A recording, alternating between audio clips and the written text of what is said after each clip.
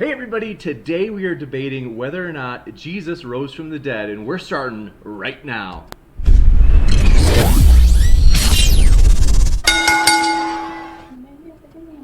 Hello friends, glad to be here with you. This is going to be a blast. I am honestly so excited. Oh my goodness, lots of energy over here. It's going to be a great stream. So, we are thrilled to have our guest here today. It's going to be epic. You guys have seen TJump. He is a fierce debater, as I have mentioned before. I've got to cross swords with Tom myself. I can tell you, very well read, very quick on his feet. And we also have Gregory, also known in the title of the video as Prodigy-Gregory, because it's true, Gregory is 12 years old. However, don't consider his age. Instead, judge him based on his arguments, how much he's read, the level of what he's read, and how quick he is on his feet. And I think you will see that this is going to be a fierce debate. So, with that, just want to mention, if this is your first time here, we're excited to have you here. We try to be a neutral channel. So, whether you are a Christian, atheist, Jedi, or even Sith, we're glad that you are here. We want you to feel welcome. And so, if you enjoy debates like this, consider hitting that subscribe button, as we've got a lot more coming up. Also, want to mention, we are pumped to you could say that in a way we sponsor them. They don't pay us, we don't pay them, but we just want to give them shout outs because we are all for Be The Match, which is a non-partisan organization, so they're not Christian or atheist. They basically are just focused on getting people's bone marrow, of which they cover the medical costs. Basically, you can check them out at bethematch.org, where they can send you a free kit to where you would swab the inside of your cheek. They would have your DNA on file, and then you can basically say, hey, or I should say, they can say, hey, we found a match. Somebody who has, it's oftentimes people with leukemia, it's like cancer of the blood. They'll say, hey, we found a match. There's somebody that needs you to be a donor. And they, like I said, they cover all of the medical expenses. So just wanted to mention that. We are thrilled about that organization and want to give them a lot of shout outs. So, back to the debate. Want to let you know both of the speakers are linked below. I should say Gregory, as of now, doesn't have a link yet. He is considering it.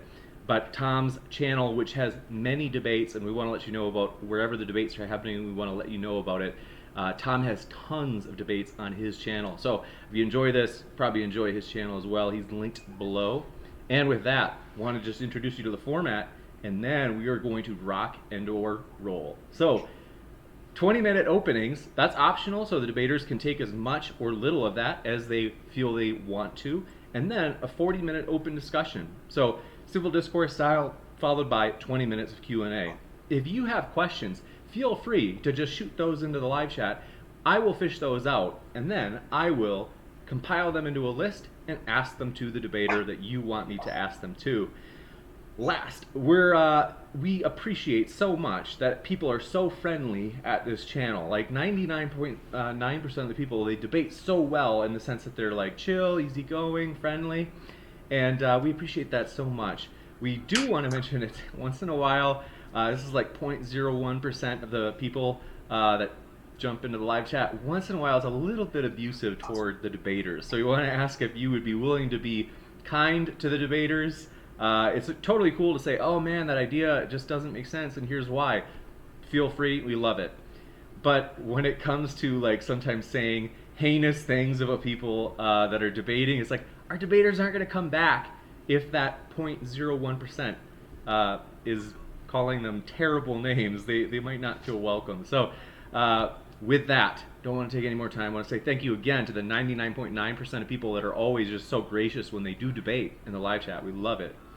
So, given that Gregory is taking the affirmative, Gregory will start.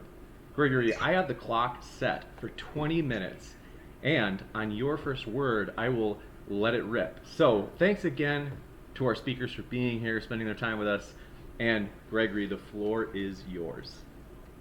Thank you, James, and thank you very much, TJump, for being willing to debate me. So when we talk about the resurrection, first of all, before we get into the historical evidence for the resurrection, we need to establish two facts. The first being that Jesus died by crucifixion just outside of Jerusalem. This fact is unanimously accepted among scholars, And the reason for that is because, first of all, one, Tacitus in Annals 1544, first of all, said that Christ was executed under Pilate. Maribor Serapion in the Syriac manuscript implies that Jesus was executed. Lucian in also in the Death of Peregrine also says that Christ was executed. Celsus in Organ Contra Celsum 68 also makes that claim. Josephus, the uninterpolated version, there's some interpolated versions, but this one's an uninterpolated version, in Antiquities of the Jews 18.3.3, also says that Jesus died by crucifixion outside of Jerusalem. Another fact that we must go by is that Jesus was buried in a nearby tomb. This is overwhelmingly attested in Mark 15:42 to 16:8. Now, this is in the early Passion narrative, and was most likely early. Paul in 1 Corinthians 15:3 to 7:8, and we'll unpack the reasons for why that's early in a bit. And Josephus in Jewish War 4.317. And which they agree that crucified victims received a proper burial. And Jewish law also demanded that foreigners and criminals had to be buried in Deuteronomy 21:23 and Josephus, and against Appian 2.211. We also have archaeological evidence that gives context to this, which is that in Yohanan ben Hagalga's crucifixion. And the burial of Jesus also meets the criteria of embarrassment, since they had to admit that they cannot afford a tomb to bury Jesus in. But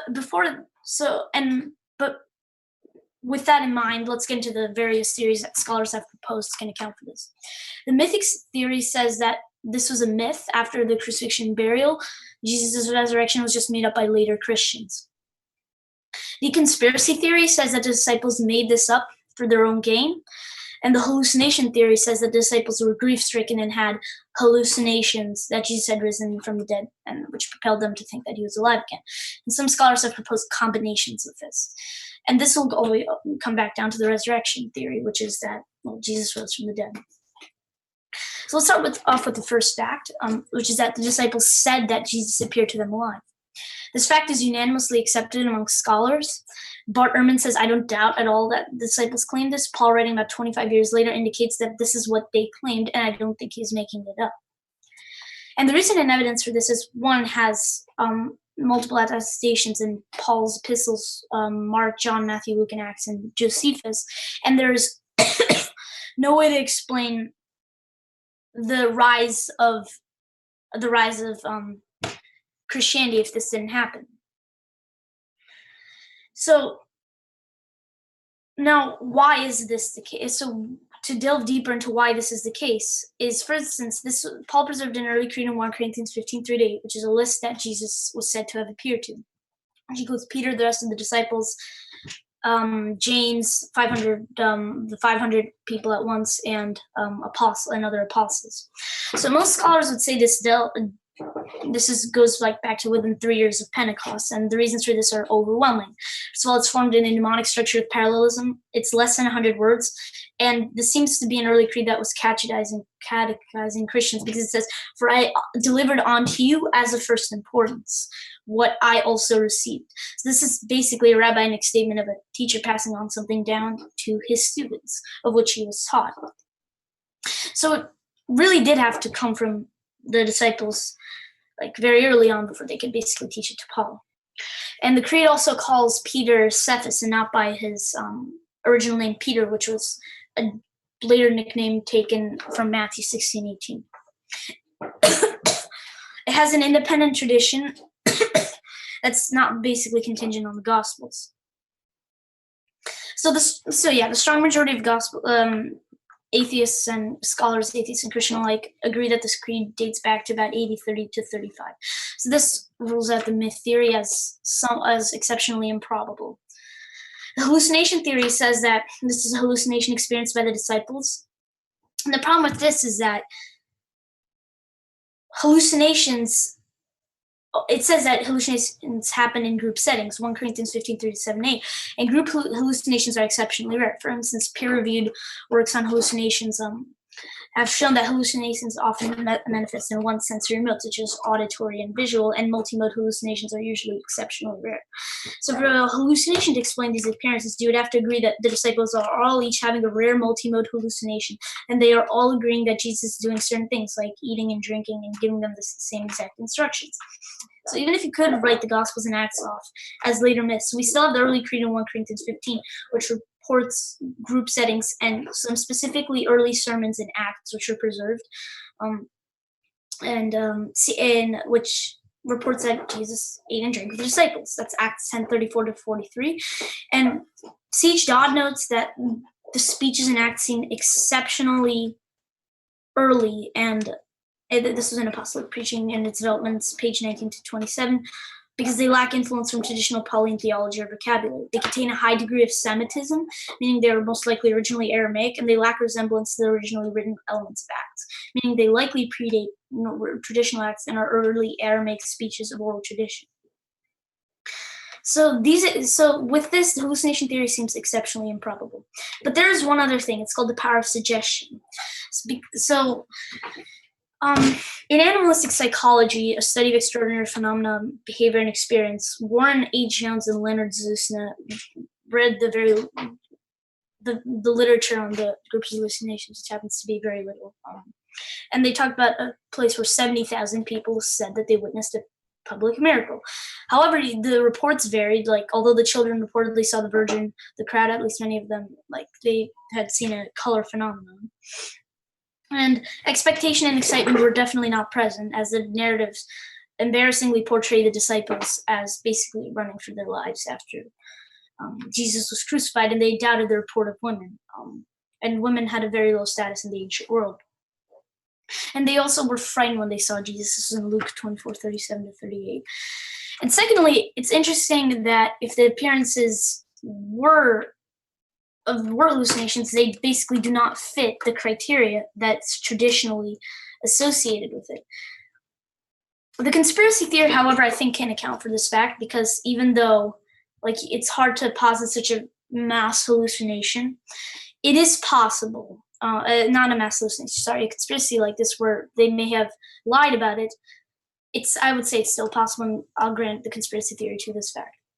The second fact is appearances to skeptics. And this is also unanimous. It's almost unanimously accepted that the James and his brothers were not his followers before his crucifixion. It's also unanimously accepted that Paul was an enemy of the church and originally a later convert, which he quotes in Galatians 1:20-23. And Paul, Galatians 1:22-23 was very early, and mentioning that James was an early skeptic would not have been made up, as no Christian would dare to dishonor, shame, or lie about one of their leaders in such a way, and the fact would not have been later made on.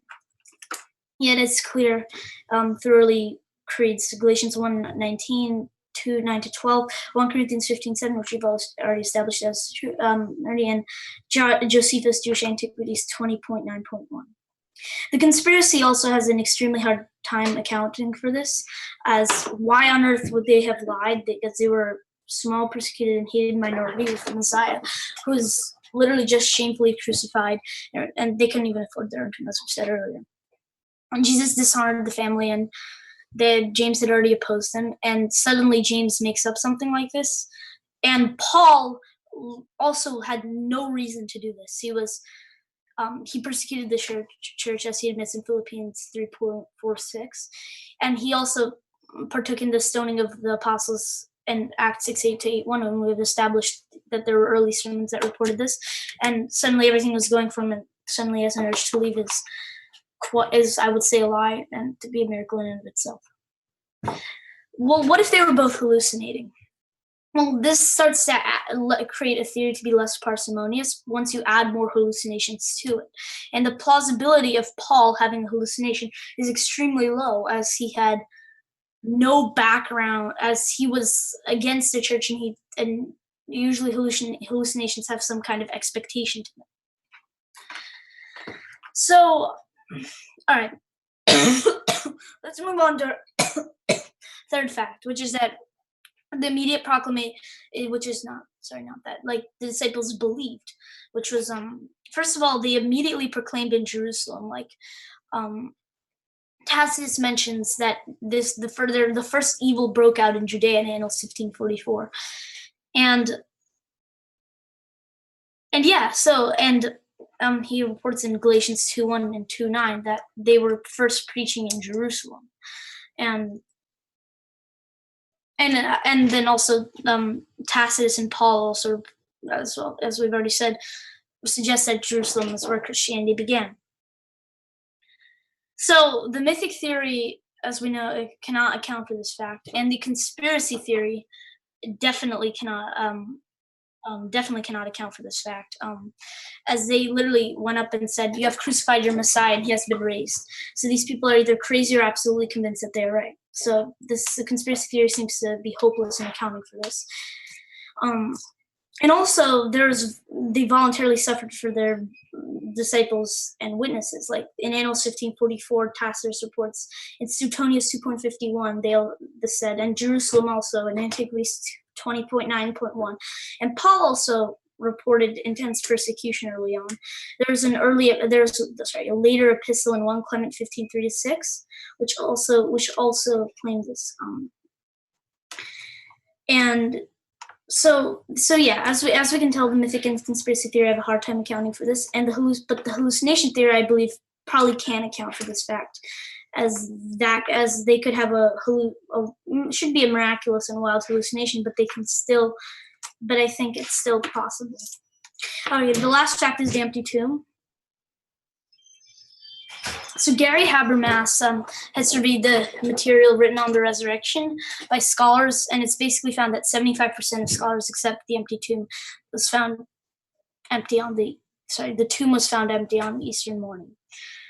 And the evidence for this is overwhelming. But some scholars like John Dominic Crossan believe that Jesus wasn't buried in a tomb, but they were thrown in a trench for dogs to eat.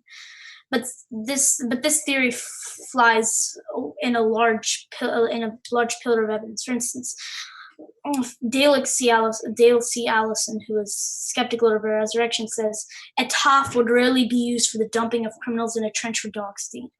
Also, the account of early accounts for the burial would also be incompatible with John Dominic Crossan's argument. As we said, Mark, 1 Corinthians, and Jewish war.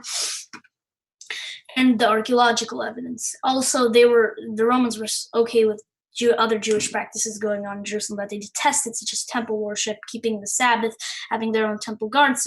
So I don't understand why they wouldn't keep this practice as well. So also, all right. So such a group had so this would have been pretty humiliating, and the fact that they mentioned that he was basically in the tomb of Joseph of Arimathea also means that tomb is public knowledge and its whereabouts known. But as we've already stated, this is also embarrassing because women had discovered the empty tomb, and they were thought of as they had a very low status in ancient culture. And the reason why this tomb would be empty is because, first of all, and said by Trypho the Jew, chapter 108, he says that the disciples stolen by night from the tomb because they had to come up with an explanation to this empty tomb. So they come up with what we call the conspiracy theory at this point. And the conspiracy theory, this is why the conspiracy was the earliest theory, because they had to account for the empty tomb. So why is there an empty tomb? Well, if the Sanhedrin had the body, then they could just have the Gentiles bring it out and basically show the tomb was never empty. And Rome wouldn't have cared at this point. If the tomb was empty, then Rome could have just dispelled the rats and showed the empty tomb as well. That's getting back to that. So how do we account for the empty tomb? Well, could we say that Jerusalem, the Jewish people the Jewish leaders had taken the body? Well, they wanted Jesus crucified, shamed, buried, and forgotten. And the Rome would not have cared at this point, so we would have to say that Christians had stolen the body. But this doesn't seem to work either, because like, for instance, if they'd stolen the body, then why would they have reported the theory that Jewish leaders were spreading? And also there was it was flooded with pilgrims at the time as it was Passover, so they would have been seen and caught, and they wouldn't have embarrassingly reported that they had not understood that Jesus had predicted his rise. There's no, and yeah, and the Jewish authorities would come after them, so there's no reason why they'd do such a risky thing. So for the conspiracy theory to work, we need to posit the disciples who are in fear for their lives somehow decided to steal a body, fake the resurrection, and manage to get the body out of the Sanhedrin section of town, and hide the body in an overcrowded city with pilgrims. So the entire theory just basically reduces down to overwhelming unlikelihood. The hallucination theory doesn't appear to work either, because we would have to posit that all of Jerusalem hallucinated, and as we've shown, these mass hallucinations don't work like this.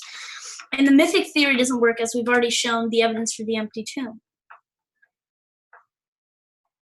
So, with the rise of these facts, what we have to do is, since we've shown that the resurrection theory can account for these facts well, we need to come up with another theory that can better account for this fact than the resurrection, because the resurrection can easily account for this fact.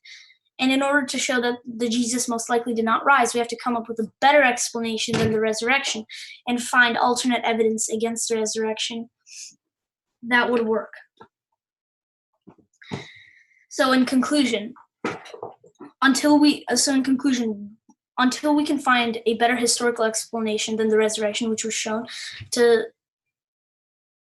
account for these facts, we cannot claim, we can say that the resurrection is most likely, as it can better account for the facts. Sorry if I've been a little bit stuttering, and sorry about that. So yeah. Thank you very much, Gregory. So there's 3 minutes left, so just in time. And Tom, I will load up the timer, and thank you as well for being here. The floor is yours. All right, so if I told you I saw a real living, breathing dog, you should believe me. However, if I told you I saw a real living, breathing unicorn, you should not believe me.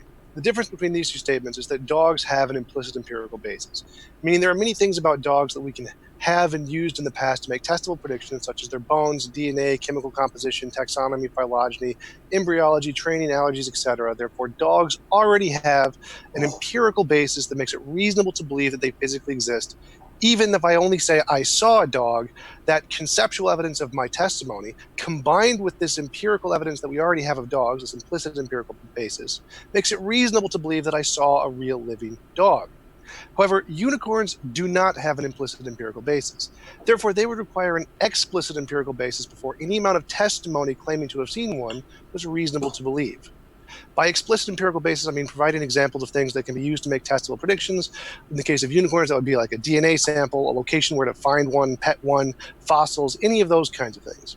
So without any kind of an empirical basis, the testimony of saying I saw a unicorn is not sufficient to believe unicorns actually exist or that I actually saw a real living, breathing unicorn.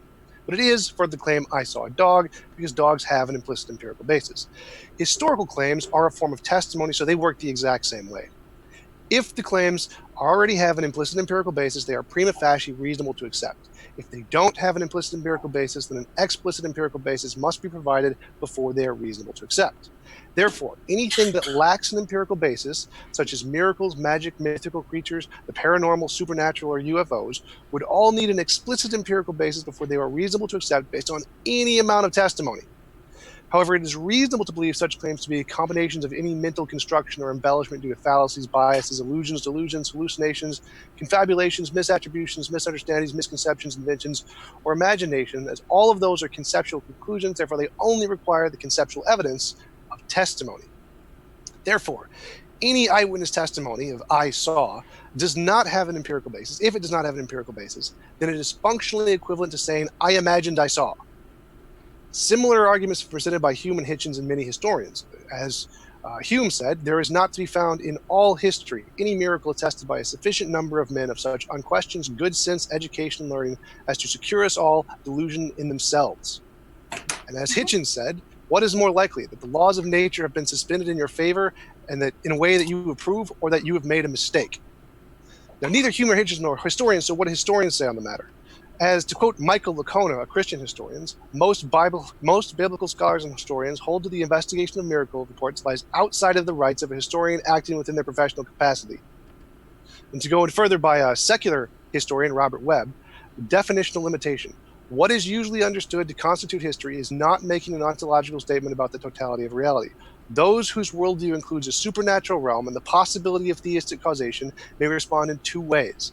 They may define the breadth of history to include the possibility of divine causation, or they may view this understanding to be definitional limitation of the modern discipline of history and how it functions without it being an ontological statement about the nature of reality. This latter view I could call methodological naturalistic history. In other words, for the purpose of doing historical work, the historian is methodologically limited to causation within the physical space-time universe. But this does not limit the historian's personal ontological worldview, just his historical method as a historian. Therefore, without any empirical basis, no amount of testimony can justify miracles. It's not even an option on the table. So any of these other alternatives, like delusion, miscommunication, interpretation, all of those things are necessarily better explanations because they have an empirical basis. Yeah. I'm good. I'm done. You got it. So thank you very much, Tom. And want to quick mention, because I always forget a couple of things. One is, if you have a question, we did mention you can shoot it in a live chat. I'll scoop them out.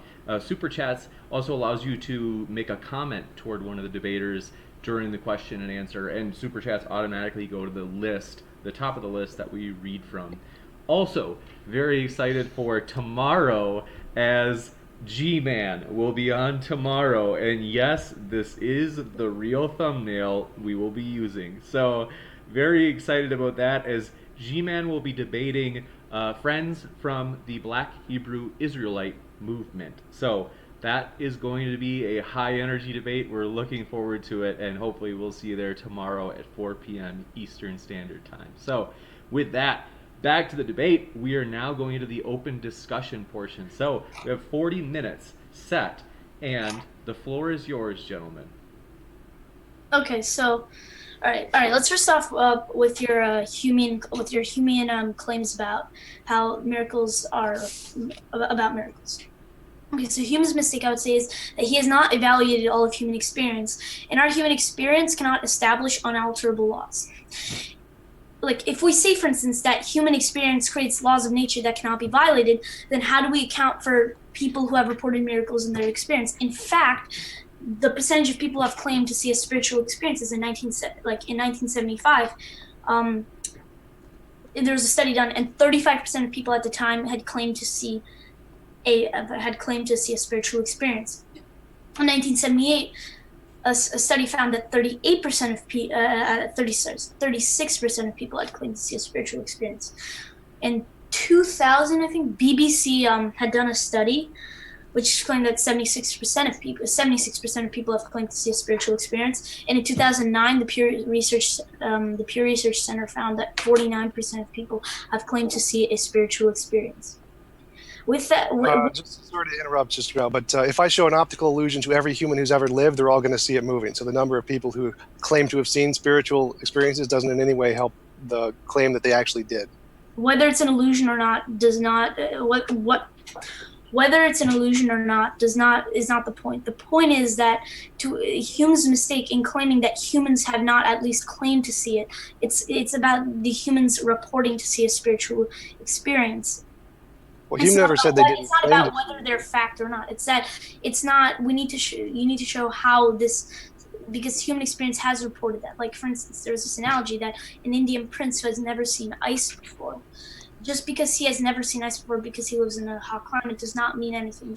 Your personal experience of how the world works does not make unalterable laws. So Hume's experience and the apostles' experience are different in this respect. Hume may have never seen it before, but the apostles had claimed to see it before. So to enter into philosophical supernaturality and miracles, and to claim that miracles somehow don't work because of this, and they violate the laws of nature, I mean, that may be correct in and of itself, but the problem is that the resurrection is not a natural explanation; it's a supernatural explanation. For instance, Right, see, but that wasn't my argument. That's just a part of the quote of Hume. Like my argument, like my entire introduction, was that no amount of eyewitness testimony can justify things that don't have an empirical basis, which includes why? miracles, but it also includes magic, mythical creatures, the paranormal, the supernatural, and UFOs. It's Why? like if I told you I saw a unicorn, you shouldn't believe me. If I told you I saw a dog, you should believe me. The difference between these two claims is that dogs have an implicit empirical basis, which the combination of the conceptual testimony of I saw with the empirical basis of the dogs that makes it reasonable to believe. But the unicorn, because it only has the conceptual evidence of I saw and does not have an empirical basis, it's unreasonable to believe. And this pattern holds through all of the examples I listed: miracles, magic, mythical creatures, the paranormal, the supernatural, UFOs. None of those are reasonable to believe based on someone saying, I saw this. No amount of testimony can justify those. You need empirical evidence. Okay, if you give me enough not empirical, if you give me enough evidence for you seeing a unicorn, then I would probably accept that. If you give me evidence and you said these naturalistic theories cannot account for this, then I would go for it. I would not assume an already implicit. I would not implicitly assume that the probability is low, or that these claims are immediately unsupported. I would not do that. I would go for the evidence, see what the evidence is. If there's much better naturalistic explanations for it, then I would go for those naturalistic explanations. Until then, they are merely possible explanations, and possibility does not entail probability. Right. Well, natural explanations are necessarily better than supernatural explanations because we have no evidence of the supernatural. Like if you actually presented evidence of the supernatural, like empirical, testable, futurable predictions, that would be good evidence. I'd be happy to accept that. But if all you have is testimony, which is all that you've presented so far, no amount of testimony qualifies as evidence of the supernatural. It's not even a possibility. It doesn't add up to a single point at all in the direction of the supernatural. You have to present empirical evidence. No amount of testimony justifies this. No. Okay, I don't need to. No, first of all, I don't need to show possibility. For instance, that's a fallacy. That's shifting the burden of proof. If there's all, it's possible. If X is possible, there's enough evidence for it. I would go for it. I would still go for that thing. Right, but I didn't say that. Anything's possible. I mean, Jesus' resurrection could be explained by magical leprechauns or blue fairies, but the fact that it's possible doesn't give us anything. Like, you need actual evidence to justify your conclusion. And to justify that Jesus was most likely resurrected? What? That Jesus most likely resurrected? Well, if I grant Jesus resurrected, I could explain that by blue fairies, or magical leprechauns, or a genie in a bottle. There are lots of possible explanations. But the possible explanations don't account for anything because they all cancel each other out. Any possible explanation, there's infinitely many of them, they all cancel each other out to add up to exactly zero probability, or as infinitely close to zero as you can get. Yeah. So you need some kind of evidence. And conceptual testimony, no amount of conceptual testimony is evidence, which is why most historians reject the claim that history can account for miracles. It's just not in the branch of history because history only has testimony, which is not sufficient to justify claims of miracles. All right. Mm-hmm. Okay. So, as you said earlier, these are infinitely close to zero. They're 1 divided by infinity probability. But the point is that the resurrection theory can account for these facts. And none of the naturalistic theories that I've seen so far can account for these facts. Again, the miracles, you need to justify why miracles are by definition. Sorry if I'm strawmanning, but if miracles are the least probable explanation here. Sorry if I'm strawmanning, by the way, about that point. Maybe it's different. That's how I understood your point. Right, that's correct, because miracles don't have any evidence. There is no evidence of miracles. And the reason there is no evidence of miracles is because you have to have empirical evidence. Testimony isn't evidence. Why do I need to have natural evidence? Why do I need to have completely natural evidence? Why are miracles improbable, and therefore I should accept the naturalistic explanation that's there rather than the miracle explanation? Because everything that we experience can be explained by infinitely many different alternatives. Like, it could be explained by leprechauns, or a genie in a bottle, or fairies. And the only way to tell which of these infinitely many explanations is the best explanation is we have to be able to differentiate the imaginary ones from the ones that are justifiable to believe. And the way we do that is future testable predictions. That's the whole point of science. What science does is it tells us this explanation isn't just one of the infinitely many imaginary things we made up in our heads. It's something we have reason to believe. So right now, all you... What? Sorry, did you want to continue? No, go ahead. No, but possibility does not entail probability. You see, that's the problem. It's not just I didn't say that. There's an infinite amount of possible explanations, sure, but yes. Actually, you know what? Yeah, you're right. We have to differentiate and find the probable ones. Is that what you were going to say? Right, we have to differentiate between the ones that we made up in our heads, because we can make up a lot. We can say the entire world was created 5 minutes ago and all this is imaginary. That's a natural explanation that can explain all of the data. Or we could say that the quantum fluctuations created a Boltzmann brain and all of these memories are just illusory. That's a natural explanation that can explain all of the data. We could say that leprechauns created this entire universe and just made Jesus rise from the dead as just a joke. That can explain all of the data. There are infinitely many ways that we can use to explain all of the data, both natural and supernatural and uber-natural and super-duper natural in every possible way. So you need to filter out the imaginary ones that we made up in our imagination and show which of these is actually justified, the most probable, as you put it, that actually caused the event. Right, now, but to do that... Yeah, sorry. To do that, we need empirical evidence. Empirical evidence is what does that. It filters out the imaginary ones. That's the whole point of empirical evidence. That's what science does. So if you can't meet that, you would need some other kind of criteria to filter out the imaginary explanations. I don't know of any such criteria. I use the empirical method because it works. And by the empirical method, that rules out miracles because there isn't any empirical evidence of miracles, just like there isn't any empirical evidence of magical leprechauns or a Boltzmann brain or the fact that we're in the Matrix. Two things. First of all, explaining the data is different from best explaining the data. Something could have complete explanatory scope, but it's only a possible explanation. So the explanation, for instance, you gave we cannot assign any probability to it. The only probability to it is because it's merely a possibilistic explanation. Possible explanation. 1 divided by infinity. What I'm saying is that the resurrection theory best explains the data than these other theories. So unless you can provide a better explanation for this, then we can go by those standards. Right. I'm arguing that your explanation of a magical resurrection is exactly the same probabilistically as magical leprechauns or blue juju fairies. All right, why? Because there is no evidence of the resurrection, just like there is no evidence of fairies. There is exactly the same amount of evidence for the resurrection as there is for fairies. Yes, there is. There's historical evidence. Empirical evidence is historical evidence is testimony. Testimony isn't empirical, so testimony isn't evidence. So there's exactly the same evidence for the resurrection as for fairies. Empirical evidence is not the only kind of evidence. Empirical evidence is not the only kind of evidence. There's historical evidence, there's philosophical evidence, there's mathematical evidence, there's many other kinds of evidences. Empirical and scientific, or maybe not scientific, but empirical evidence in and of itself is not the only kind of evidence. So again, you need to justify that. Right, because that's the quotes of the historians I gave who explicitly said no amount of testimony can make ontological claims about the nature of reality. You have to exclude the supernatural because testimony can't justify these kinds of claims. You need empirical evidence.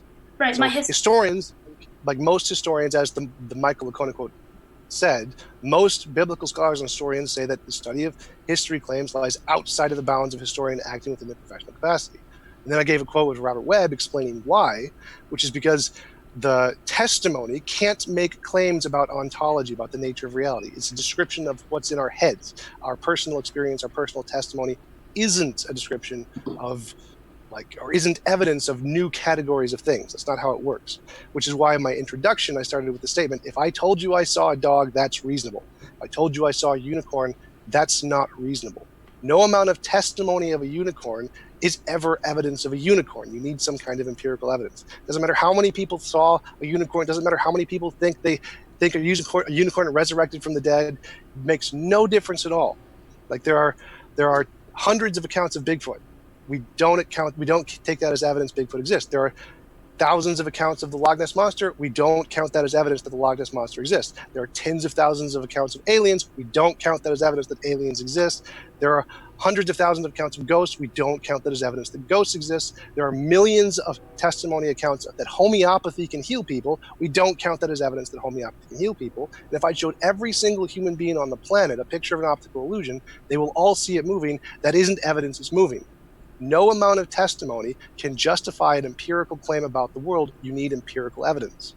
Okay, right. Okay, so first of all, historical. All right. So first of all, historical evidence. This historical evidence has a philosophical background to it, which is that the supernatural is possible. Building from that, we can build historical claims. I start off with a philosophical thing and then build a historical case. Two. Well, we'll do just to jump right there. Like you said at the beginning, remember, possibility isn't probability. So the possibility that the supernatural exists is no different than the possibility that magical blue leprechauns exist. That's so right. That's right. on the same level. That's not what I said. Though. I said that there's already a philosophical possibility from it, and then I'm creating historical probability based on that. If there's philosophical impossibility, I cannot create historical probability. And second of all, right. But so just to say, there's also philosophical possibility of blue magical leprechauns. So you're still on the same level as the blue magical leprechauns right now. Right. These blue magical leprechauns, we need historical evidence for. Until then, no. The philosophical possibility is always there. So the philosophical possibility of the supernatural is exactly the same as the philosophical possibility of blue magical leprechauns. Correct. So those are on equal footing. Correct, but I don't argue that we cannot prove blue leprechauns. I believe that that it's possible, but unless that evidence is presented, historical, whatever, whatever you want, I will not accept that. But I am providing historical evidence from this, and then we have to respond to that. So the second thing I presented the historical evidence of homeopathy with the millions of accounts of people attesting that homeopathy can heal people. None of that counts as evidence because it's not. The testimony, the historical testimony, isn't evidence. That's the whole point. You keep presenting these non-evidences as evidences. Okay, so my argument wasn't just like testimony. I included the empty tomb as well, and they all added up to a cumulative case for the resurrection. Like the disciples said, I already said, like the conspiracy theory can account for that, and maybe if they were all like 500 people at once, then yeah. And then I added the disciples believed, like because of the voluntary suffering of the disciples and witnesses, and the fact that they immediately proclaimed in Jerusalem, even though they knew that they could have been martyred and killed for it. And I also gave a case with the empty tomb, which is not personal testimony either. Wait. No. That's all personal testimony. Like I could say the same thing about homeopathy. I could say we have an empty morgue bed where there was a guy who was dead and he took some homeopathy medicine and now he's raised from the dead. And there are 500 eyewitnesses of this homeopathic curing, and there are 10,000 people who are willing to die for this belief because of their conviction in homeopathy. None of that's evidence of homeopathy. What's the evidence? None of it. What's all testimony. It's all I saw. What's the evidence that external sources testified to that, and they would have been in trouble if they had created this? If they created this hoax, they would have voluntarily done that and been in trouble, or like that possibly these were just a conspiracy. And I showed why those don't account for that. Well, again, that's all testimony. All of that is still under claiming that. All of that is what? What am I claiming? You're just claiming that there is this thing without giving evidence for it. Right, it's made up. This is a made up example. Like there are more eyewitness testimony accounts of homeopathy and Hindu miracles than there are of Christian miracles. Right, so but the problem is there are better examples. Yeah, right. The point is that no amount of testimony justifies homeopathy, just like no amount of testimony justifies the resurrection. I can add 10 times. We can reject a lot of historical claims if we go merely by that. Then, like, there's a lot of historical that we can reject. Only the miracle on testimony. Right, but remember, in my opening, I explicitly said if it has an implicit empirical basis, it's reasonable. If it doesn't have an implicit empirical basis, because then we have the combination of the conceptual testimony of I saw with the combination of the empirical evidence of that already being there, like the dog. If I said I saw a dog, the dog has the combination of the I saw conceptual testimony with the empirical evidence of dogs, like their bones, their DNA. Why do we need a quote unquote empirical basis for it? We can account for this if this has enough historical evidence, and we establish that the supernatural is possible, and the historical, as I said earlier, the historical evidence probability, then we can build an inference. It's possible that the natural world exists, right? And then we build historical and scientific cases for certain things in the natural world because we've established that the natural world is possible. In the same way, we've established that the supernatural is possible, and the resurrection is possible, and then we build probability based on that. in the case of the natural, with various natural properties or events, and then with the supernatural, the given event of the resurrection. Right, and I'm saying if we take all of your evidence and we can match it one for homeopathy, for ghosts, for the Loch Ness Monster, for aliens, for UFOs, and it's not evidence for any of those, which means it's also not evidence of the resurrection. Oh, sorry. Yep. Sorry. Why is it not evidence for the resurrection again? Well, Because we have exact same evidence of the exact same quality or better, usually better, for homeopathy, ghosts, how the Loch so? Ness Monster. I showed why that was not. I showed how that didn't work. You showed how I literally it doesn't work. Okay, yeah. I showed why that didn't work. Unless you want to provide. Homeopathy is a type of alternative medicine where if you drink a certain kind of diluted water, it cures you of diseases. It has nothing to do with resurrection. It's a kind of pseudoscience. Mm-hmm. So, what's the homeopathy, evidence that works? there are more eyewitness testimonies. There is better historical references. It has more historical basis. It has more eyewitness testimonies, as I said already. There is better evidence of homeopathy historically than there is for the resurrection. So I didn't just say eyewitnesses in that state. I gave various. Everything you said was eyewitnesses. Everything you said was testimony. You said somebody saw the tomb was empty. Somebody saw, or somebody claimed that they saw someone raised from the dead. That's testimony. No, Everything people you were said. Claiming that there was an empty tomb, it could be easily. People were claiming. Claiming is a testimony. Yes, but everything. But then we have to reject many historical things. If we don't at least use testimony, for it, then we can reject many historical. No, again, I already defeated that. Remember, you could only reject things that don't have an empirical basis, which means only miracles, magic, mythical creatures, the paranormal, the supernatural, UFOs. Those are the only things you can reject. Square one. Why? Again, we're back to square one. Why? Why is empirical? Why don't empirical basis work? Because you need empirical evidence to filter out the imaginary stuff we made up and things that are actually reasonable to believe. Okay. Again, all of the evidence you presented works for Bigfoot, aliens, the Loch Ness Monster, ghosts, homeopathy, and all of these other made-up things, and it's not evidence for any of those. We don't believe any of those because the number of eyewitness testimony, the number of accounts, the number of believed things about these events and whether they believe someone rose from the dead or believe someone was healed is irrelevant. None of that is evidence. No, all of that is philosophical we use philosophical and historical things, maybe sometimes even empirical things, to differentiate the made up from the true. We don't merely just use empirical basis for that. There's philosophical. We use right. There's lots of stuff we use. It's not the only criteria. On the kind of thing. This is a historical and philosophical thing. This has to do with philosophical possibility and historical probability. Two parts to this, and there says in the empirical part, it falls under the philosophical part. So this says so. Sorry, so this is not, again, we don't merely just use empirical basis to differentiate between the false and the true. We use philosophical and historical basis for this. Right, it's a combination of all of those, but the empirical is a necessary aspect. If it doesn't have an empirical basis, it's immediately imaginary. It's just imaginary. You don't even, because there is no... You mean unsupported, right? Unsupported is something that exists in the world. It's only supported as an imaginary thing in our heads if it doesn't have an empirical basis. Okay, so again, why is this the case? Because we're going to go in a circle again with this empirical basis thing. I've already covered this many times. It's like because we need a way to differentiate between the imaginary stuff and the real stuff. The philosophical basis doesn't work. We can prove it doesn't work because it also works for Bigfoot, aliens, the Loch Ness Monster, ghosts, homeopathy. So that's out. That method does not work. Philosophy merely establishes whether it gives a background for whether something's possible or probable. We're historically differentiating the possible, the merely possible, to the possible and the probable. We're using history, and we're using a philosophical. Right. So just starting with the philosophical background, the philosophical background of possibility works for Bigfoot, aliens, Loch Ness Monster, ghosts, and homeopathy. So the philosophical background does not differentiate between the imaginary stuff we made up and what's reasonable to believe. Correct. I'm saying the historical part differentiates. Right. I'm going by these one at a time. I'm going through these one at a time. So all of your accounts, 500 people saw this happen.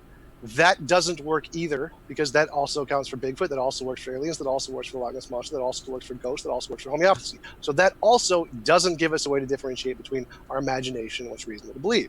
People accounting this because it works for the imagination. So again, we need some way to differentiate between the imagination, our imagination, and what exists. Yeah. If some criteria can't do that, then it doesn't work, right? So like if I said, I need a way to tell if this ball is red or green, and I use green glasses and I can't tell which one is red or green, then the green glasses do not work to tell the difference between the balls. Correct, but you need So to if show I can why show- this is a so-called green glass in this context, right? This is again. No, it's completely irrelevant to that question. So right now, all I'm showing is that your criteria can't tell the difference between an imaginary thing and a real thing. Now, it doesn't actually matter whether the thing itself is imaginary or real. All I'm trying to show is that your criteria can't tell the difference. So, like if I said testimony, can testimony, eyewitness testimony of a certain number of people, tell the difference between an imaginary thing and a real thing? Well, there are millions of eyewitness testimonies of homeopathy. We know empirically homeopathy does not work. It's imaginary. Therefore, no, testimony cannot tell the difference between imaginary and real things. Do you follow my logic? All right, so So if I empirical. can, Right, so empirical basis cannot have any say on a supernatural events. This example, so I don't get your example. No, you can absolutely have empirical examples of the supernatural. Like if I predicted there's a supernatural being who will give you a gold brick if you pray to it, and a gold brick materializes in front of you every time you pray to it, that's good evidence of the supernatural. So you can definitely have empirical evidence of the Same supernatural. thing with the historical evidence, but except you're rejecting it based on philosophical empirical basis, and I'm showing why, and I'm showing why that does not work. I have no idea what you just said. So my example is that you need a way to tell the difference between your imagination and the justifiable things to believe. If whatever criteria you're using can't do that, then that criteria is garbage and we throw it away. It doesn't work. It's not evidence. So testimony of a bunch of people, does that work to tell the difference between imaginary and real? No, because there's lots of testimony of homeopathy and ghosts and the Loch Ness Monster, which we know are not real. So testimony can't tell the difference. Yeah, so but that criteria is trash. We throw that away. It's not evidence. Yeah, I'm showing why that historical criteria. I showed you why that historical criteria does not work for homeopathy. If you were to provide an actually good historical case for homeopathy, then and scientific case, of course, then I would accept it, because homeopathy is mainly an empirical phenomenon. But even if it was historical, and provide historical and empirical understanding of what that is, and I showed you why that your historical case. There's better historical evidence for homeopathy by many magnitudes of order than there is for Christianity. Like we have modern, contemporary historical accounts of millions of people, eyewitnesses who've seen homeopathy work and have attested to it and have put their life on the line for it. There is better historical evidence for homeopathy by a significant margin than there is anything in the Bible. So how exactly did you show the historical account does not work for homeopathy? Because the historical claims of homeopathy are separate, because I think they may be explained by scientific delusion of it, by scientific delusion that it scientifically works, homeopathy. Anything can be explained by naturalistic explanations. There's a law of science called the problem of underdetermination. There are always infinitely many ways to explain anything that are empirically equivalent. So yes, the naturalistic explanations can explain everything about the resurrection, no problem. In fact, there's certain examples like mass hysteria, folia do, and communal reinforcement that do explain everything in the Bible, no problem. Which is why it is the consensus in history at the current time. Wait a minute. So sorry if I'm strawmanning you, but are you saying that the problem of undetermination shows that metaphysical, like historical metaphysical and miracle claims are unsupported or fantasy? No. I'm saying that because of the problem of underdetermination, the naturalistic explanations can be made to explain everything about Jesus' resurrection. All of the evidence can be accounted for. Yeah, but they don't explain it through probability. They merely explain it through possibility. No. The problem of underdetermination means that any given set of empirical data or any given set of evidence can necessarily be explained by infinitely many alternatives equally. They're all good. They can all explain all of it equally with the same probability. Mm-hmm. So, for example, like what knocked over that. Right. So you can't. So when you said that the naturalistic explanations can't explain these parts about the resurrection, that's wrong. That is incorrect. Yes, they can. They can't necessarily, because of the problems we know about the philosophy of science. You can always explain it. It's called ad hoc reasoning. You can always explain anything if you take enough time and effort to do it. Right. So the natural explanation can explain all the things about the Jesus' resurrection. There's no problem. The question is whether it can best explain it. Right. I'm saying they can explain it to the same degree that you believe that the resurrection does. Exactly the same probabilistic degree. I would say even significantly better for certain reasons. And why? And again, why is that the case? Are you saying because of the problem of determination? Yes, the problem of determination means by definition that there are necessarily infinitely many ways to explain any given set of data. Equally. But I don't understand how that relates to probability. I would assume that the problem of undetermination only appears to possibility. No, it's probability. It's saying they're all equal. It's not just saying we can just explain it. They're all equal probable. One divided by infinity. No. They all can explain everything equally to the same degree. They're all exactly equally probable. Yeah, if they're all equally probable, and they can all explain the data, then again it's one divided by infinity by mathematical inference, basic mathematical inference. Right. So the point I'm making here is that yes, the natural explanations do explain everything about the resurrection exactly the same probabilistically as the resurrection, or as the supernatural explanation. And again, I don't understand how the problem of determination applies to any supernatural given things. It applies to everything. It's just saying there are infinitely many ways to explain it. It applies to the natural, the supernatural, the supernatural. You have to differentiate between the probable and merely possible. No. They're the same. So this means they can all explain it with the same level of probability and possibility. Exactly the same. There's no difference here. So they'll all be able to explain it. You can't tell a difference between them. They're all empirically equivalent. Right. Meaning they can all explain all of the empirical data, like this person said this, or this amount of testimony occurred, or there was an empty tomb, or there's the women at the grave. All of that can be explained by natural explanations perfectly.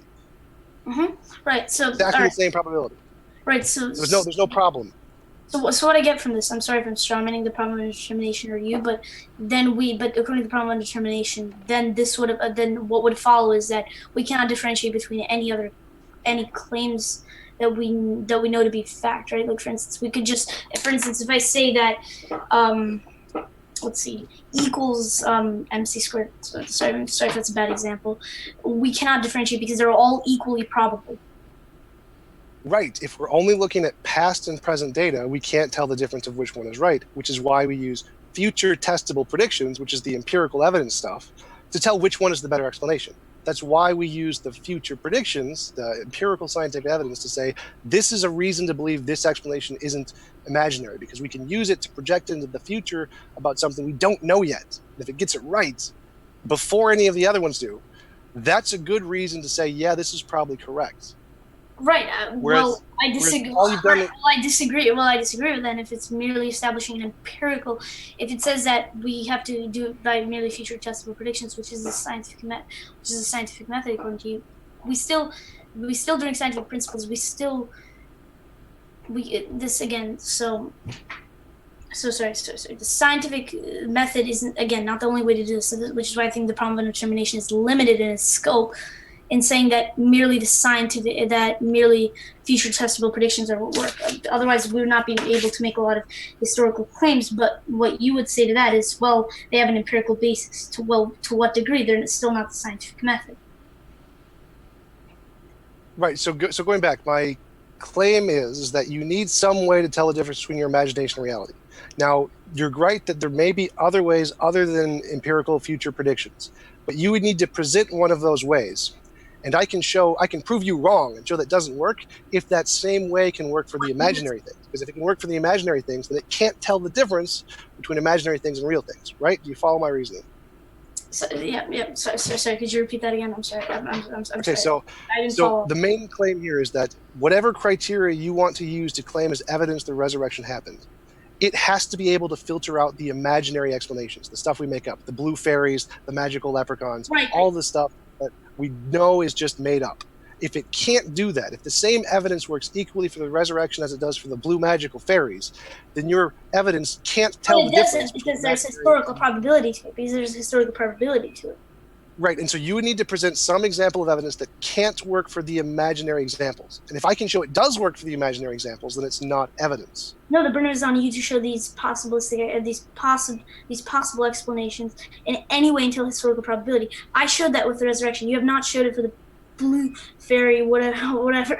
Right. Which is why I went with homeopathy. Homeopathy has better historical evidence by a significant margin than does Christianity. So if we were going to accept historical evidence, we should accept homeopathy works. Why? And it doesn't. Okay, again, we're back to square one. Why is that? Because homeopathy has better historical evidence. All of the historical evidence used for Jesus, homeopathy has that times 100. I showed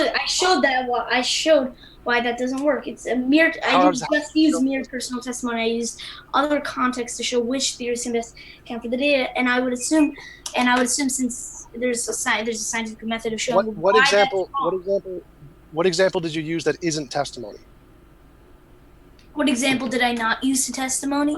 No. What example? You said you used things other than testimony. What example did you use that was not testimony? If you're talking about historical testimony, then I used, for instance, like the empty tomb. You would argue is based on historical testimony, right? But so is every other event. I'm not claiming that these.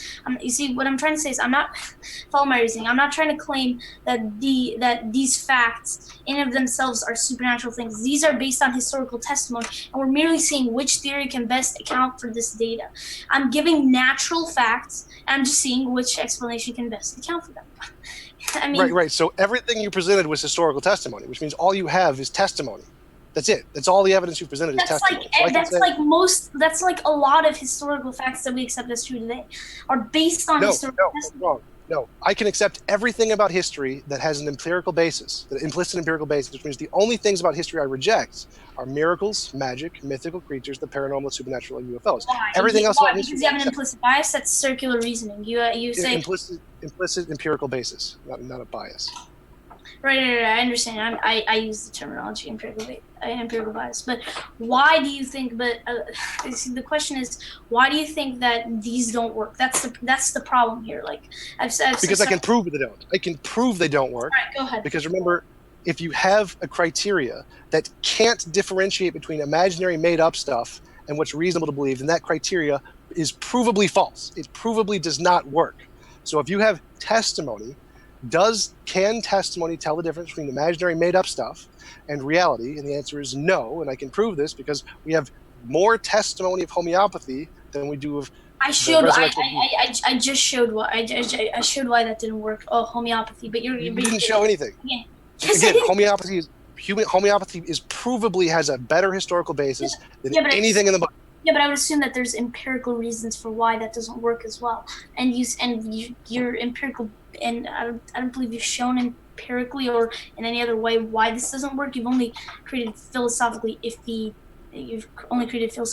territories, like the problem of indetermination, which shows the problem of indetermination. You want me to prove supernatural can't exist, and you think that's what it takes to get evidence? No, that's not what I'm saying. That's proven negative. No, that's what I'm saying. What I'm saying is either you need to show philosophically or in whatever way you want, or empirically, whatever way you want, that it's impossible, or you have to show historical improbability, or there's a more historically probable explanation for the event. That's all I'm saying.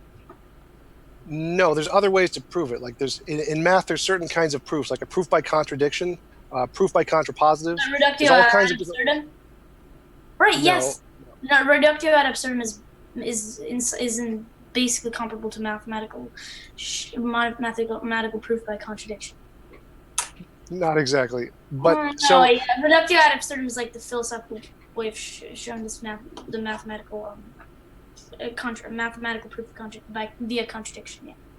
No, it's not, because a reductio ad absurdum doesn't need to be logically contradictory to be an absurd result. So right, but it can be logically. But a reductio ad absurdum can be shown.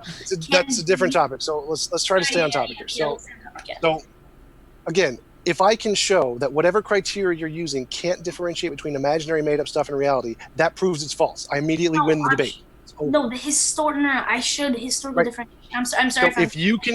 So if you present this historical data, and I can show this historical data can't tell the difference between imaginary and reality, then it loses. It's wrong. It's immediately false. It's done. It goes in the garbage. So I can prove that it does that because there is objectively, as accepted by every historian ever in all of history, better historical evidence of homeopathy than of the resurrection of Jesus. The fact that we have empirical evidence against homeopathy doesn't help your case. Does not in any way help your case. Yes, it does. Yes, it does. No, it doesn't. No, and I also showed historically why that homeopathy doesn't work. Yeah, How did you do that? You didn't show anything of the sort. You just keep saying that. These people reported individual events, and they did that via scientific delusion, because they believed that they were scientifically correct even though they were not. That's the better naturalistic explanation for then that it actually works.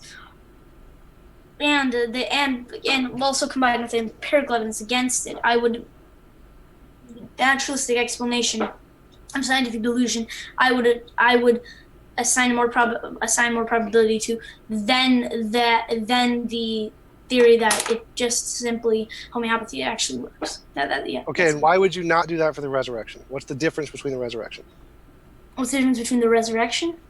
Yeah, why would you not do that? Because scientific delusion does not work for the resurrection. These people die. These people died for something they claim to see, not just for something that they claim to believe. Because you see the difference between someone who dies for something, just anything like the 9/11 terrorists, or something that they claim to see with their eyes. Like the word martyr in Greek means something that they claim to witness by their own eyes. And that's a separate thing from they just claimed America. They just believed it. Belief in something is different than belief in something you have claimed to see with your own eyes. No, it's not. The things in your memories are beliefs. So the things that you believe that you saw are also beliefs. There's no difference there. Liars make lousy martyrs. Again, liars make lousy martyrs, and scientific delusion does not account for the conversion of Paul and the conversion of James and the empty tomb. Yes, in fact, it does. No psychological explanation can account for the empty tomb. No, that's false. They all necessarily can. Again, problem of determination, we can prove that false immediately. Yeah, yes, right. they can all account for that. They can all account for that perfectly. The problem of determination, again, it's still 1 divided by infinity, and we still have to differentiate.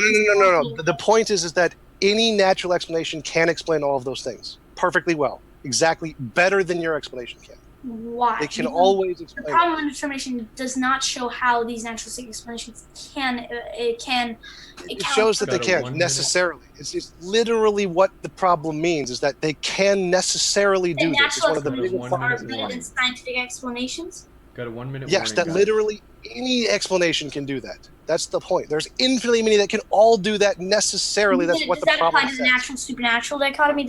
Yes. No, it applies to everything. Applies to everything. The natural, the supernatural, the ubernatural, the super duper natural applies to literally everything. All right, so then we can say the same.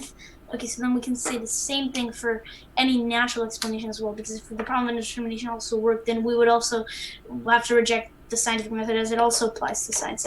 I believe. Because again, it only applies to past and present data, or past and present data, which is when we go to the future testable predictions, because the future testable prediction gives us a way to tell the difference. That's the point. Right. I disagree. I disagree then with the problem of determination scope. I would. So I would disagree then with the problem. 15 seconds left. So yeah, the problem on determination scope, because then it does not apply, because that's only applying to natural explanations. That does not apply to supernatural. No, it doesn't. It does apply to supernatural. It does. It literally is about science. It literally is about science. Yeah. I hate to cut you guys off. I totally appreciate you both. We have run out of time for the open discussion, but we are restarting the clock for 20 minutes for the Q&A, and we appreciate your questions, everybody. Thanks so much. Let's see. Trying to think of anything. That was excellent. That was very enjoyable, stimulating. So. Steven Steen, Gregory, he says, thanks for your super chat, Steven Steen. He says, Gregory for the win, amazing kid. So, got a fan out there. And then, I would actually say it's not necessarily about winning. Maybe it's more of an open discussion between me and TJump, who share different views, and in the end, I agree that we all have a human bias, which is reason is a slave of the passions. In the end of the day, yeah. Thank you very much, Brian Stevens, and thank you as well. Oh yeah, Brian Stevens. I like Brian Stevens. He's always like, he's very respectful. He always like, nice to anyone who disagrees with. I like Brian Stevens. Yeah. Yeah. Thanks for your super chat, Brian. He says Gregory only has evidence people believe to claim. So that's if you want to respond, you can. That's not the only evidence I gave. I gave for the empty tomb and various other various other facts, and I gave natural facts. And I'm just saying which can best account for the data: the the resurrection or any other theories. Gotcha. Next up, thanks for your super generous super chat, Ronald Mendonca. We really appreciate that. He says, for Gregory, the Jesus story is a religious story from one religious book of many religious books from that place and era.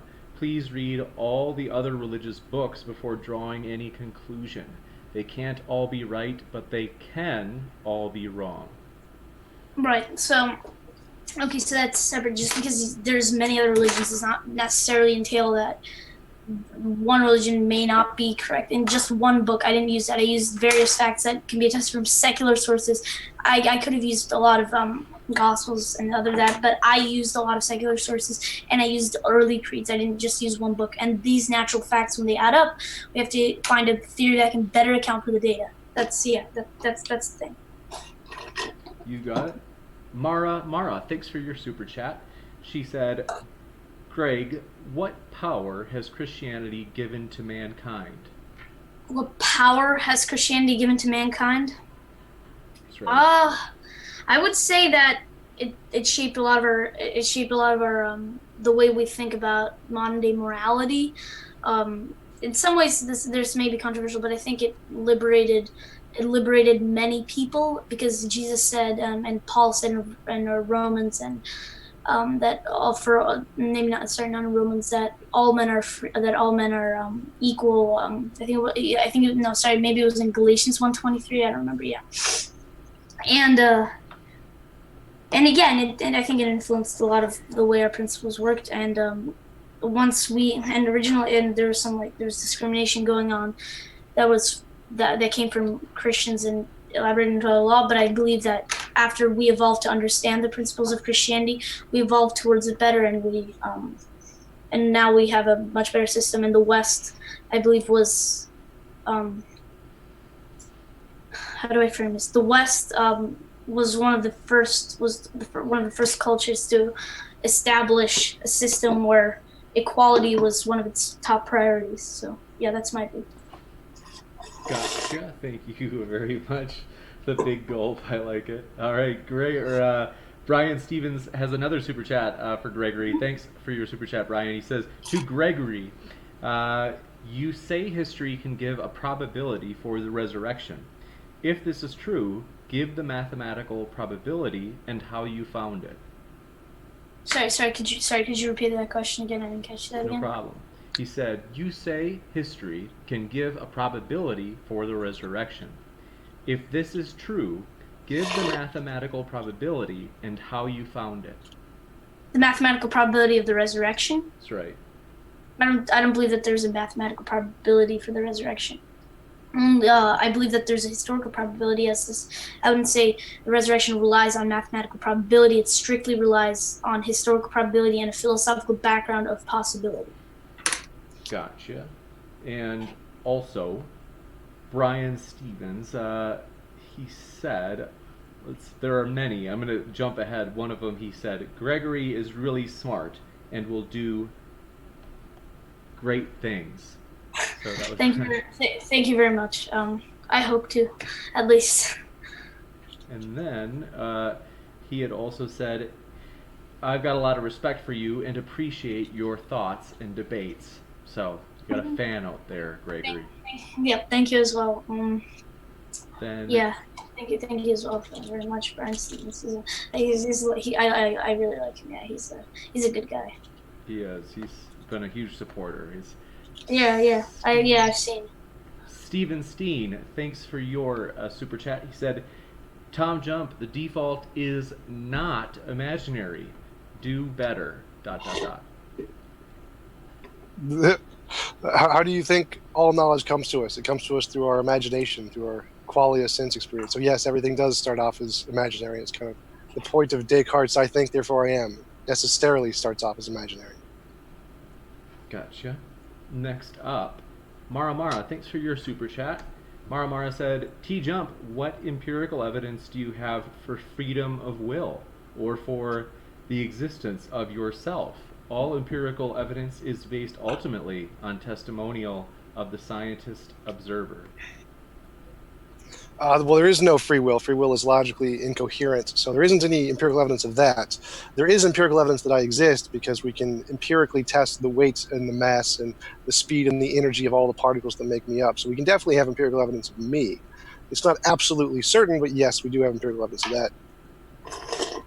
You bet.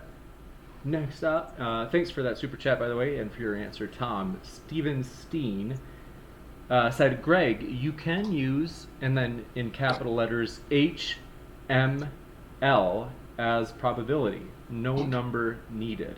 Hope I said that right. Does that make sense? HML. Wait a minute. What do you mean HML? I wasn't sure. Oh, yeah, I have to ask. I'll keep an eye out if Steven has an answer for that. But next up, Themcar, thanks for your super chat. He said, if homeopathy is reported by millions to have alleviated suffering, it would in fact constitute evidence that homeopathy works. Again, it's So only this for is for science. Tom, I think. Oh, sorry. I may be wrong. Tom, I think. Maybe we could do. Maybe I'm pretty sure. We can both respond to it. It's totally fine. Okay. Yeah, you can just Google homeopathy in the UK. Just the UK alone has millions of testimony of it working. It's a pretty big market in the UK and the US. Homeopathy is a really well-funded pseudoscience that does nothing and has lots of testimony of it working. It's pretty hilarious. But no, that's not evidence it actually works. The testimony isn't at all evidence. You got it. Thanks so much. And then if you wanted to respond too, Gregory, I didn't mean to shut you down. Sorry about that. If you want to give a response. The homeopathy? Yeah. Again, so I would say the best explanation for homeopathy would be scientific delusion, and it does, in my opinion, it does better account for the fact than that claim, because first of all, that gives them no background knowledge and reduces down to mere possibility with slight probability at best, and there's empirical evidence against homeopathy. Sorry if I mispronounced that. Yeah. You got it. Next up, the Sigifredo Sarabia. Thanks for your super chat. They said, TJ, if supernaturalism doesn't exist, what criteria would be needed to show God that's not limited to quote-unquote stars spelling out God, etc., that be supernatural itself? So I would accept any kind of testable predictions. I apply this not only to science and empiricism, but also to the supernatural, the ubernatural, the super duper natural, just anything at all. The way to tell the difference between something that's imaginary and something that exists is future testable predictions. It doesn't matter what it is, if it's natural or supernatural. So the way to tell that a God would exist would be like if you could make future testable predictions. If I could say Yahweh exists and every time I pray to Yahweh, a gold brick is going to materialize in front of me, and that happens, that's good evidence of Yahweh. Or at least there's good evidence that there's some being up there who's listening to your prayers and responding to them. There's other properties of God, like all-powerful and all-knowing. I wouldn't believe those based on that kind of evidence. You need a new kind of evidence for that kind of stuff. But if you could make future testable predictions, that would be good evidence of some kind of being up there who's listening to you. You got it. Thanks so much. Brian Stevens, thanks for your super chat. He said, people have died for homeopathy claims. Yes, they have. Just like the testimony of the apostles who were willing to die because they believed in Jesus, there are people who have died because they believed in homeopathy, and they believed that just by drinking water or just by taking an energy of the universe and karma and stuff, it'll purely like reinvigorate their bodies, but they just die because they're wrong. They just have a false belief, just like the apostles would have about Jesus' resurrection. We'll give Gregory, I think it was for you, so if you want to give a response to that, and Thomas, you are welcome to. Yes, so I would say the scientific delusion, or any kind of delusion, whether it be of any kind, can propel someone. It can propel someone to die. I would argue, however, that the resurrection theory that does not work with the resurrection. But as far as I know, I would say that scientific delusion, yes, it's possible that homeopathy is true, but I would say that scientific delusion, a lot of people can die for such things based on their belief that it's. Based on their belief that it's scientifically correct, even though it is a scientific delusion. Yeah, that's how I would respond. Yeah. You got it. Thanks so much. Next up.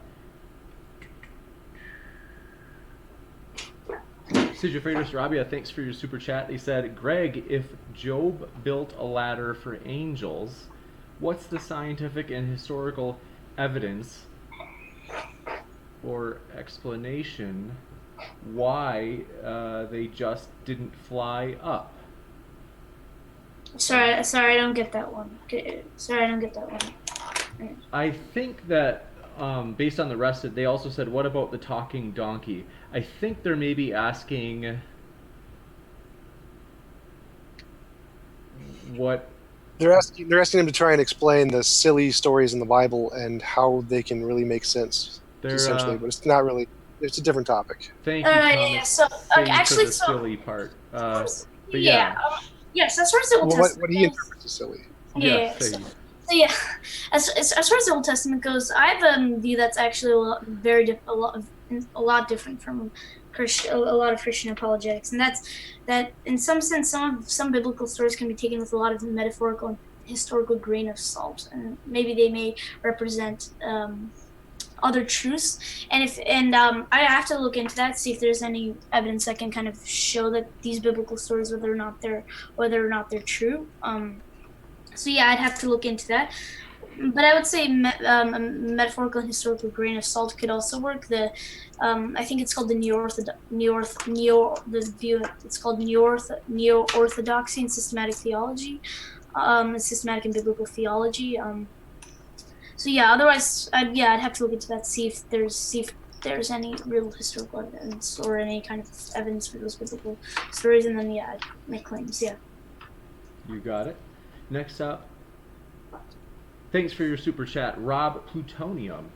He said, "Do you believe in evolution, Gregory?" Yes, I do. Yeah, I actually did a debate recently on it, where I debated Guzman 1611 on the scientific evidence for evolution. It's easily one of the most supported theories on this planet, evolution. You can create a lot of beautiful evolutionary you can create beautiful theories in evolutionary psychology that have emerged and explained a lot of our behavior. And I definitely believe in evolution. Yeah. You got it. Thanks so much. And next up, last one for the super chats, Tez Stickel. I hope I pronounced that right. Thanks for your super chat. He said restitution for my infraction. Appreciate that. I appreciate your humble heart there, being understanding that we're looking out for the debaters. So next up, new subscribers. Mrs. Rambo 7, thanks for subscribing. We're glad to have you here. And Nicholas Long, we're thrilled to have you here as well. Thanks for subscribing. If there's anybody I missed, forgive me. We're glad to have you here. It's always, we're really shooting for that diverse, you could say thought diverse community where no matter where you come from, we're glad you're here. And with that, questions. Elias fake name. Question for Gregory. Is it more likely that Joseph of Arimathea was a real person from a place that never existed, or that an author made up a literary character from, quote unquote, best disciple town? Why? Okay, so I'm nearly confused as to why they would make up the story of Joseph of Arimathea. Is this question that Joseph of Arimathea is most likely not a real person? Yeah, I couldn't read it one more time. To be honest, it takes a strong working memory. It's a long question. Is it more likely that Joseph of Arimathea was a real person from a place that never existed, or that an author made up a literary character? A place that never existed? What place? Real person from a place. I think they're trying to. I think they're. Yeah. It's a little bit confusing for me too. Or that an author made up. Tom, what do you make of it? Or that an author made up a literary character from, quote unquote, best disciple town. Well, Arimathea is an actual city, so I don't know if he may be trying to say that Arimathea didn't exist, or because Joseph of Arimathea, if he was a mythical character, or the city was mythical, then he might be claiming Arimathea it doesn't exist, but it does exist. So I don't know exactly. Gotcha. Yes. We can come back to that if they add extra to that. Rich Gilmore, thanks for your question. They said, question for Gregory.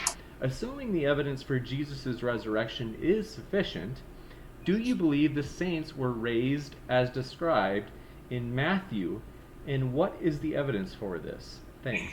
Saints were raised from the dead. Yes. I'd have to look. Yeah, I'd have to look into that. See if there's see the historical evidence for the saints being raised. As for now, that's for maybe it could be taken with a metaphorical grain of salt. Otherwise, I would give uncertainty and look into the historical evidence for saints or whatever. Until then, I will leave you with uncertainty, with historical uncertainty, and as to that. You bet. Thanks so much. And Jesus is Lord had a question. Thanks so much for your question, Jesus is Lord. He asks, Tom, what do you think happened to Jesus' body? Probably thrown into a ditch with a mass grave, like all crucifixions. Gotcha. Landon Freeman, thanks for your question. Also for TJump, getting a little action in the Q&A, Tom. He said, do you believe science is the only reliable method of obtaining truth? No, I believe it's the only reliable method to differentiate between our imagination and what exists in reality that I know of right now. There could always be more. You got it. Next up, he had a follow-up question was, what are your main criticisms of scientism? Yeah, scientism is the claim that science is the only way to know everything, which is clearly false. I mean, you can know things, a priori things, that just by thinking about them, like logic and math and triangles have three sides, all those kinds of things, without any reference to the external world. Yeah. So science's only function is to differentiate between whether or not our imaginary explanations apply to reality or whether or not they're just imaginary. So it only has a specific usage. It can't be used to understand everything or to know everything. Gotcha. And next up, Rich Gilmore, thanks for your question. He said, if the resurrection is proven historically, with causes/reasons defined, does this not disempower the purpose of a miracle, relegating it to just another objective fact like any other? So is this claim something along the lines of this, like that would remove the whole purpose of a miracle, giving evidence for the miracle? I think so. Yeah. Well, yeah, to some existential degree, yes, it may have that kind of significance, but on an evidential and metaphysical level, I still believe that miracles are just miracles. And I guess if you're going down that route, then I guess it would be circular to assume that miracles are by definition the least probable and therefore removing the purpose of it. So yes, we can create historical reasons for historical facts, and again, yes, see what can best account for the data. Yeah. You got it. Thanks so much. That was a good question, by the way. Yeah, I never heard that one. That's an interesting one. Next up, let's see. Randy Rivero Arevalo, thanks for your hello from Cuba. I got a kick out of that. I just like that. I'm thrilled to have you stop by. I've been to Cuba. I loved it. So let's see. Anyway, sorry. I'm just excited. So Brain Gel, thanks for your question. Question for Gregory. He says, aliens are a possibility, and we have lots of testimony of alien abductions. Should we believe in alien abductions? Should we believe in the alien abductions? Right. No, again, so possibility does not entail probability, first of all. Second of all, as far as it appearing to many people, would they die for those beliefs? Actually, yes. Actually, people have died for those beliefs, but did they die for something they claim to see with their own eyes, or something, or just some delusion that they had gotten from they claim to see it based on their own eyes. That's what they would claim to be taken up to see it. Right. So I would assume. So I could account for that with hallucination/delusion, psychological explanation, which I believe can account for the disciples' believed part, but in combination with the disciples said, of which the hallucination theory and psychological explanations cannot account for, then I would create a cumulative case for that. But otherwise, yeah, that does not. But otherwise, yeah, if I were to use that fact alone that the disciples believed, then yeah, I would. Yes, I would argue that the hallucination and psychological explanations in general can for the most part, account for that. Yeah. Gotcha. Thanks so much. Uh, so sorry, I'm like scattered. Okay, Landon Freeman, thanks for your question. He says, for Gregory, what are your main criticisms of scientism defined as an excessive belief in the power of scientific knowledge and techniques? He might have meant exclusive instead of excessive. Yeah, yeah. So yeah, my main criticisms of scientism would be that first of all, there's many other kinds of evidence, such as historical evidence, philosophical evidence, mathematical evidence. Scientific and empirical evidence is not the only kind of evidence that exists in this that exists. There are, however, so yeah, for that reason, I would say scientism works. Rationalism is another story, which I'd say a lot of Christian apologetic evidentialists who are strict evidentialists, rather than getting into the existential field, which I believe have faulty assumptions in and of itself, and the yeah, and the new atheists in general. I would say that that's where they believe in rationalism, which is that rationality just we need evidence for something, and we can support metaphysical conclusions from that, which yes, I would agree with. If that's the only reason for belief in something, then I would disagree. Then I would somewhat disagree. But yeah, that's my view. You got it. Thanks so much. Nick J asks, question for Gregory. Herodotus reported that certain wooden watercrafts were able to carry a weight load of up to a ton of material. Should this be accepted, especially since he claimed he witnessed it? Did he die? Did he die for something? Did he claim to see it? Was there like any other kind of alternate historical explanation, like the empty tomb and other stuff like that for it? I think you betcha. Thanks so much. Next up, we appreciate your question as well. And this is from Nick J. Question for Gregory. How did you determine that a tomb that is empty was the same one that Jesus was supposedly in? Because the public knowledge as it was in the tomb of Sanhedrin, remember Joseph of Arimathea. Gotcha. And let's see. Lewis R. Question. Thanks for your question. Do you realize that you dismissed a historical argument only by philosophical reasons? The historical evidence would still stand. Yeah, by the way, may I go to the bathroom? I really have to go. Yes, you bet. I think this is for Tom. Yeah. No. I don't know what they're talking about. Like, I discounted historical evidence on a philosophical reason. Historical evidence is testimony, so it's essentially the same as philosophical reasons.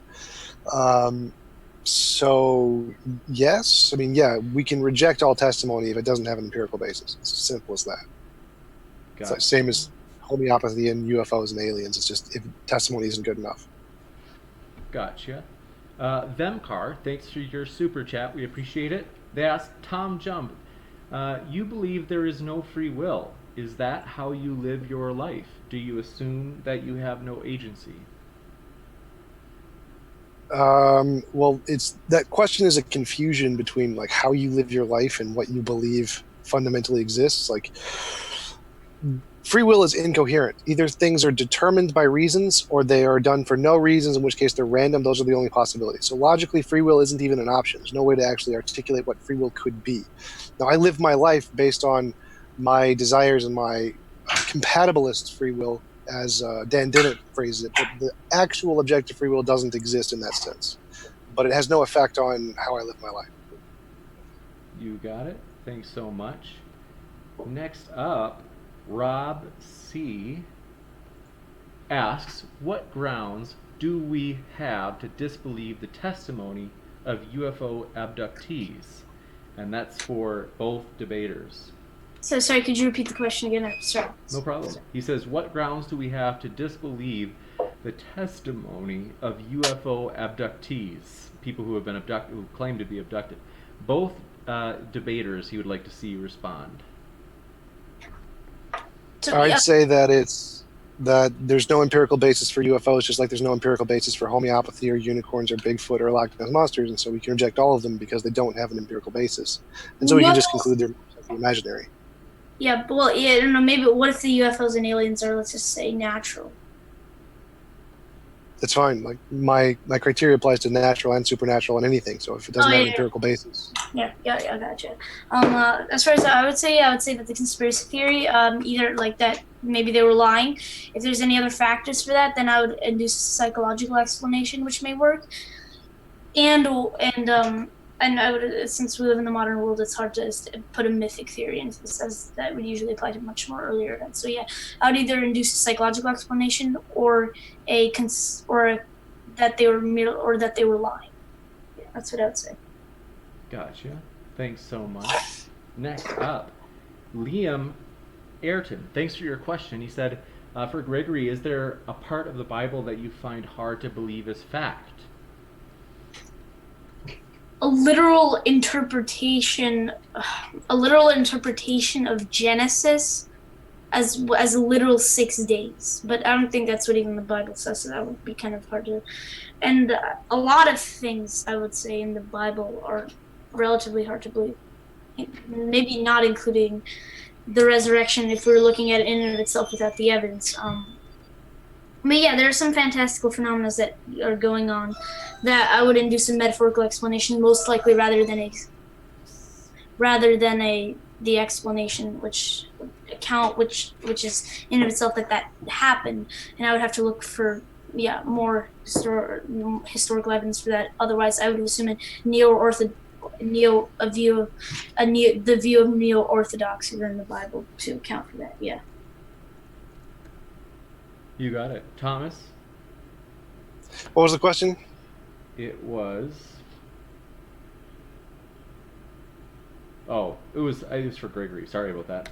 I was back. For some reason, my mind jumped to the UFO question. The Christ Teller. To Gregory, do you believe in evolution of mankind? And if you do, how is it compatible with the Bible? Okay, so yes, I do believe in evolution. An earlier question was asked on that, and in case you didn't hear, I had a debate recently with Guzman 1611 on the scientific evidence for the evolution, and I would say it does account. It can be compatible with the Bible because I would take a view of the Bible called concordism, which is that day one, maybe there was the earliest Earth forms, and before that, the Big Bang, everything. And then as slowly species emerged, day 7, the species of the mammals, apes, and eventually humans.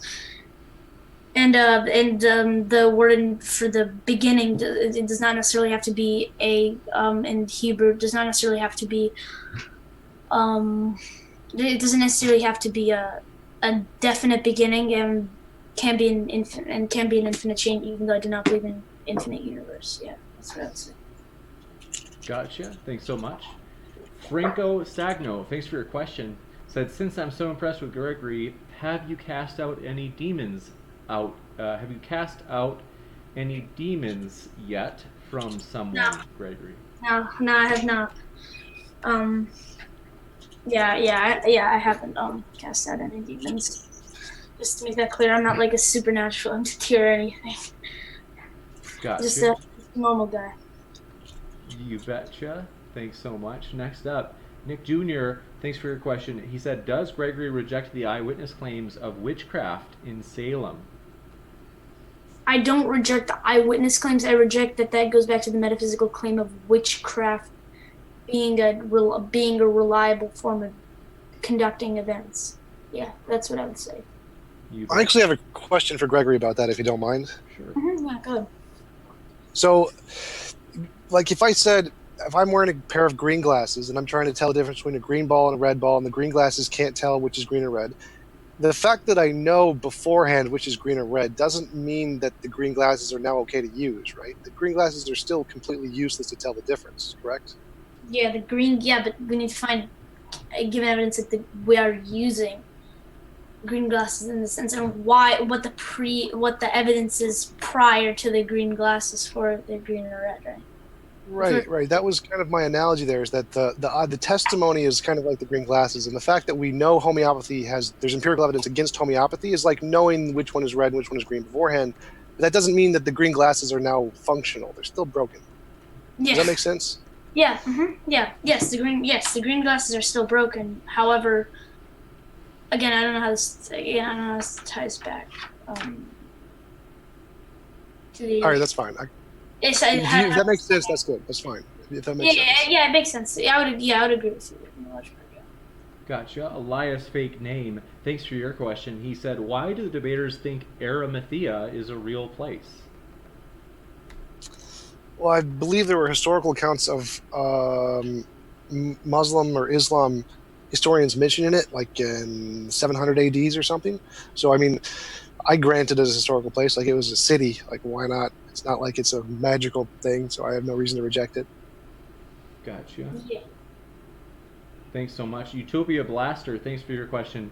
They said, TJump, is intuition a valid cognitive epistemic function? And they linked an article to Live Science. For conceptual conclusions, yes. For empirical conclusions, no. So, like, we have intuitions that objects are solid. If you pick up a glass, you think it's a solid object.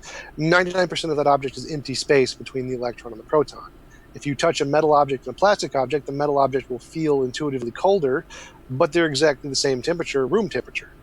Our intuitions are fundamentally flawed for describing what reality is like, and so we need to use the empirical method to filter out whether or not any particular intuition is describing an imaginary thing produced by our mind, or whether it's describing something that exists in the world.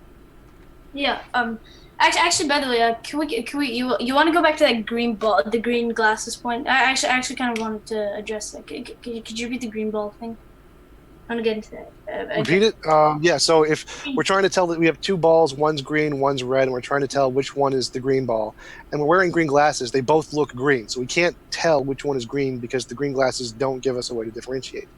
But if we already know which one is green, like we put the green glasses on after holding the balls, that doesn't mean the green glasses work. The green glasses still don't work. We can't use them to tell the difference, even if there's some other reason that we know which one is green.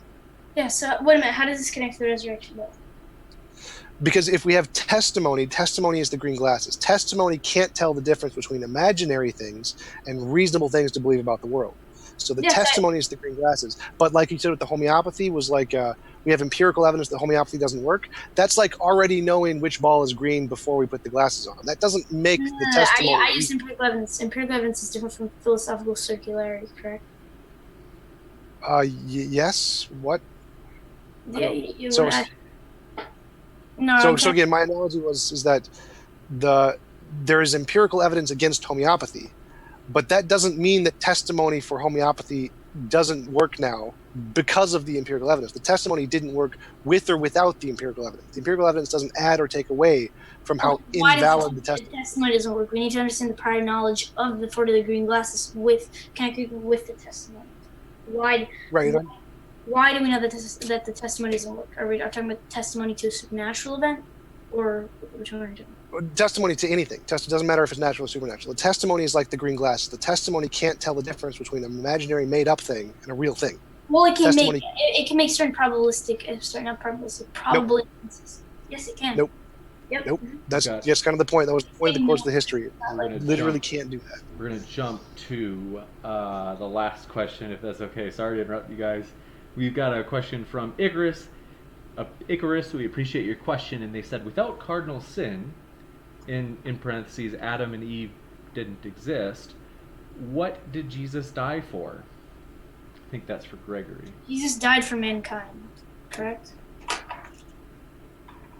Jesus died for mankind. I still need to see. I would still need to see the evidence for Adam and Eve, or otherwise I would take it as a metaphorical story, which I would say differentiates myself from a lot of traditional Christian apologists. So, but yeah, until I could see the historical evidence for Adam and Eve, I would not accept that first of all. But second of all, Jesus died for mankind, correct? Not Adam and Eve necessarily. And if he did mention any of that, then that would be metaphorical about how Adam and Eve represents mankind. Gotcha. Thanks so much. So, with that, I want to say thanks for everybody's questions. We appreciate it. Also, we appreciate everybody being here, just in terms of our speakers. We've, like I said, all of the speakers that we've asked have been willing to come on for free, and so I owe them big time, and we appreciate you guys understanding that we're trying to want them to feel loved and encouraged when they're here. So we appreciate that all of you guys do that so well. That means a lot. And we are now going to just remind you one more time, links are in the description. So if you're like, oh man, that TJump, man, he's a true gangsta, you can check out his link in the description. And Gregory does not yet have a link, but perhaps someday we will let you know when it happens. And just again, want to say thanks so much to the speakers. We really appreciate you guys being here. Thank you. Thanks for having us on. Thanks for having us on. Yeah. Hope you guys have a great... Yeah, this is an honor, the TJump and James. Yeah. Thank you, Gregory. The honor is all ours. So take care, everybody. You have a great rest of your Saturday. Thank you.